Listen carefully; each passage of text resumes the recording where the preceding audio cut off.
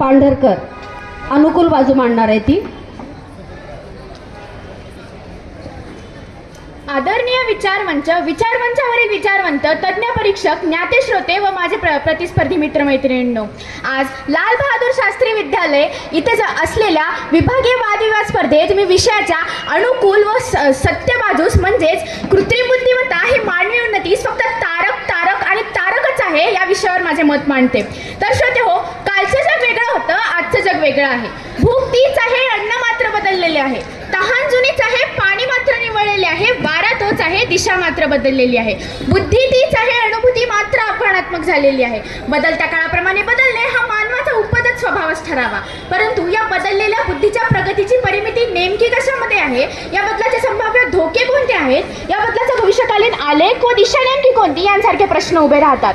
तर यासाठीच थोडासा ऐतिहासिक आढावा घेतला तर लक्षात येते की अश्मयुगापासून ते 17व्या शतकात झालेल्या औद्योगिक क्रांतीपर्यंत ते 18व्या शतकात डार्विनने मांडलेल्या उत्क्रांतीच्या सिद्धांतापासून 1990च्या जागतिकीकरणापर्यंत ते आजच्या 21व्या शतकातील तंत्रज्ञानाने प्रगत माणूस, हा सर्व समृद्ध प्रवास मानवाने त्याच्याजवळ असलेली एक अमूल्य देणगी म्हणजेच बुद्धिमत्तेच्या जोरावर राखला. मग ते कुठलेही किचकट काम असो अथवा सोपे काम असो, माणूस आजवर त्याच्या बुद्धिमत्तेलाच वापरत आलाय. परंतु आज मात्र हेच काम माणसासारखा विचार करणारी यंत्र करू शकतील का, असा विचार कुठेतरी होऊ लागला. आणि याच विचारधारेतून एक विचार प्रणाली निर्माण झाली ज्याचे नाव आहे कृत्रिम बुद्धिमत्ता. श्रोते हो, जॉन मकार्थी यांनी 1956 साली कृत्रिम बुद्धिमत्ता म्हणजेच आर्टिफिशियल इंटेलिजन्स याचा शोध लावला. या शोधानंतर मानवी उन्नतीस एक नवीन दिशा मिळाली आहे. आज Google deep mind, X-ray, CT scan, MRI यामधील सूक्ष्म बदल मानवी डोळ्यांपेक्षा अधिक अचूकतेने आणि वेगाने ओळखतो. तसेच कॅन्सरच्या सुरुवातीच्या टप्प्यातील गाठी ओळखण्यात देखील एआयचा फार मोठा वाटा आहे.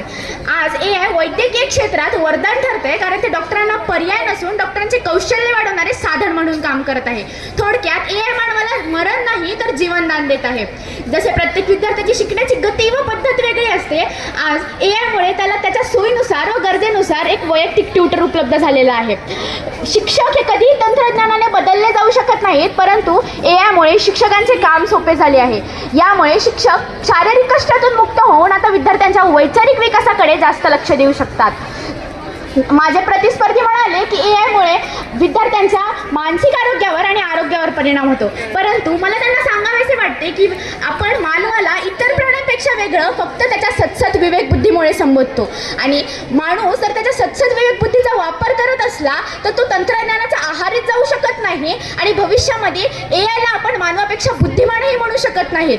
म्हणून मला असे वाटते की माझ्या प्रतिस्पर्धींनी इथे त्यांच्या बुद्धीचा वापरच केलेला नाही. काळाच्या ओघात जे बदलले नाही त्यांचे अस्तित्व मिटले, काळाच्या ओघात जे बदलले नाही त्यांचे अस्तित्व मिटले आणि ज्यांनी विज्ञानाची कास धरली तेच इतिहासात उठून दिसले. एआय ही भीती नाही तर उद्याची नवी पहाट आहे. एआय ही भीती नाही तर उद्याची नवी पहाट आहे. मानवी प्रगतीची हीच खरी आणि सुखकर वाट आहे. एआयमुळे बेरोजगारी वाढेल असं म्हणणाऱ्या माझ्या प्रतिस्पर्धी मित्रांना मला सांगावेसे वाटते की जेव्हा इतिहास साक्षी आहे की जेव्हा जेव्हा नवीन तंत्रज्ञान आले तेव्हा सुरुवातीला अशीच भीती व्यक्त केली गेली होती. जेव्हा बँकेमध्ये संगणक आले तेव्हा मोठा संप झाला होता की आता यामुळे बेरोजगारी येईल, परंतु झाले काय, आज संगणकामुळे कोट्यावधी लोकांना रोजगार मिळाला आहे. तसेच जेव्हा कॅल्क्युलेटर आले तेव्हा जगातले गणितज्ञ संपले नाही तर गणित सोपे झाले. एआय देखील तेच करणार आहे. ते माणसाला रिप्लेस करणार नसून माणसाची क्षमता वाढवेल. काम करण्याची पद्धत बदलेल परंतु संधी कमी होणार नाहीत. तसेच नॅस्कॉमच्या अहवालानुसार एआयमुळे आज जितक्या नोकऱ्या कमी झाल्या त्यापेक्षा कितीतरी पटीने अधिक एआय मानवी प्रगतीचा वेग वाढवत असून रोजगारांच्या नवीन संधी उपलब्ध करत आहे. तसेच हेल्थ केअर, फायनान्स आणि शिक्षण क्षेत्रात एआय तज्ज्ञांची फार मोठी मागणी आहे. प्रश्न नोकऱ्या जाण्याचा नाही तर तुम्ही स्वतःला अपडेट करण्याचा आहे. म्हणून मला माझ्या प्रतिस्पर्धींना म्हणावेसे वाटते की बैलगाडीच्या युगात राहून बुलेट ट्रेनला नाव ठेवण्यात काय अर्थ आहे. माझे प्रतिस्पर्धी म्हणाले की एआयला भावना नसतात, ते धोकादायक आहे, परंतु एआय हा एक आरसा आहे. आपण त्यात जे टाकू तेच बाहेर येणार. म्हणजेच अणुऊर्जेचा वापर हा वीज निर्मितीसाठी करायचा की बॉम्बसाठी हा निर्णय माणसाचा आहे. तसेच एआयचा वापर हा मानवी नीतिमत्तेवर अवलंबून आहे. आपण एआय एथिक्सवर काम करत आहोत, परंतु तंत्रज्ञान ही नेहमी एक दुधारी तलवार असते आणि कुशल योद्धा तलवार चालवून जगाचे रक्षण करतो, नाश नाही. भावना हा मानवी जीवनाचा मूळ गाभा आहे. तो कुठलाही कोड किंवा अल्गोरिदम हिरावून घेऊ शकत नाही. या उलट माणूस AI मुळे आता शारीरिक कष्टातून मुक्त होऊन प्रेम, दया आणि करुणा यांसारख्या मानवी मूल्यांवर जास्त लक्ष केंद्रित करू शकतो. तसे दगडाच्या हातोड्याने मूर्तीही घडवता येते आणि डोकेही फोडता येते. AI हे तेच हातोडे आहे जे मानवी संवेदनांच्या मूर्तीला अधिक सुंदर आकार देण्यासाठी वापरले जात आहे. मग हे तंत्रज्ञान मारक कसे ठरू शकते? तर ते फक्त तारक आणि तारकच आहे. माझे प्रतिस्पर्धी म्हणाले की AI मुळे सायबर गुन्हेगारी वाढली आहे, परंतु सायबर गुन्हेगार हा मात्र एक माणूसच आहे. यात आपण तंत्रज्ञानाला कसा दोष देणार? या उलट सायबर हल्ले काही सेकंदात होतात. एखाद्या व्यक्ती जोपर्यंत हल्ला झाला आहे हे समजून घेतो तोपर्यंत डेटा चोरीला गेलेला असतो. परंतु AI कडे मानवापेक्षा हजारो पटीने जास्त वेग आहे. तो रिअल टाईममध्येच डेटाचे विश्लेषण करून एका मिलीसेकंदात हल्ल्याला प्रत्युत्तर देतो. जिथे माणूस हरतो तिथे AI ची गती आपल्याला तारते. हे खरे आहे की सायबर गुन्हेगारही AIचा वापर करत आहेत, परंतु म्हणून आपण तंत्रज्ञानाला सोडून देऊ शकत नाहीत. जेव्हा शत्रूकडे आधुनिक हत्यारे असतील तेव्हा आपल्याकडे त्याहूनही प्रगत ढाल असणे अनिवार्य आहे आणि ती ढाल म्हणजेच AI होय.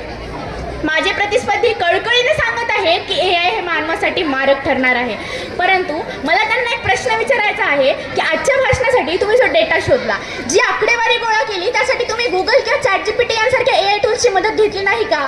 जर हे तंत्रज्ञान खरंच इतके मारक आहे तर तुम्ही तुमच्या भाषणासाठी त्याचा उपयोग का केला?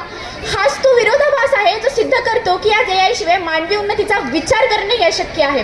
विरोधक AIच्या नावाने शंख करत आहेत, परंतु त्यांच्याच खिशात असलेला स्मार्टफोन हा पूर्णपणे AI वर चालतो. जर हे तंत्रज्ञान खरंच इतके मारक आहे तर तुम्ही आतापर्यंत त्या मारक तंत्रज्ञानाचा त्याग का केला नाही? खरं तर माझे प्रतिस्पर्धी त्या तंत्रज्ञानाचा वापर करतात कारण ते त्यांचे जीवन सुसह्य करत आहे. हे म्हणजे ज्या ताटात खाल्ले त्याच ताटात छेद करण्यासारखे नाही का? म्हणून मला माझ्या प्रतिस्पर्धींना म्हणावेसे वाटते की तुकाराम महाराज सांगतात, तुका म्हणे साधनांचा नका करू द्वेष, तुका म्हणे साधनांचा नका करू द्वेष, विवेक हा त्यात असावा विशेष. म्हणजे साधने हे कधीच वाईट नसतात, त्यांना वापरणारा मनुष्य हा विवेक असला पाहिजे. जसे अग्नीचा शोध लागला तेव्हा ही भीती व्यक्त केली गेली होती की जग जळून खाक होईल, परंतु त्याच अग्नीने मानवी उन्नतीला प्रकाश दिला आणि अग्नी शिजवून दिले. तसेच AI हे केवळ एक साधन आहे, त्याचा लगाम मानवाच्या हातात आहे. AIचा उपयोग करून आपण प्रगती साधायची की घाबरून मागे राहायचे हा निर्णय माणसाचा आहे. जाता जाता एवढंच म्हणेन, तंत्रज्ञान ही केवळ यंत्र नाही, ती प्रगतीची आस आहे. तंत्रज्ञान ही केवळ यंत्र नाही, ती प्रगतीची आस आहे. AI ही भीती नसून मानवी उत्क्रांतीचा नवा श्वास आहे, मानवी उत्क्रांतीचा नवा श्वास आहे. धन्यवाद. यानंतर शेवटचे आहे